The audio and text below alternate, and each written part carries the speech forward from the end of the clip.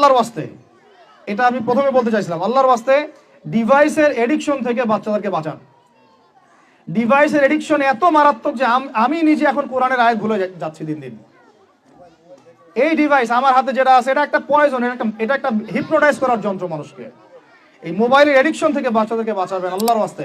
যদি আপনি বাচ্চাকে হাফেজ বানাতে চান, আলেম বানাতে চান, কারি বানাতে চান, মুহাদ্দিসা বানাতে চান, এটা হাতে থাকলে আপনি পারবেন না। এটাতে এডিক্টেড হয়ে গেলে আপনি কোনোভাবেই বাচ্চাকে মেমোরি ধরে রাখতে পারবেন না। বহু হাফেজে কোরআন ভুলে গেছে দিন দিন এটার কারণে। এটার মধ্যে অ্যাডাল্ট্রি অনেক কিছু আছে, ওরা এগুলো বোঝে, ওরা এগুলো এখন বোঝে, কিন্তু ওরা ছোট নাই এখন। এগুলো একটা কার্টুন দেখতে গিয়ে ওরা 10টা দেখে ফেলবে, আজে বাজে জিনিস দেখে ফেলবে।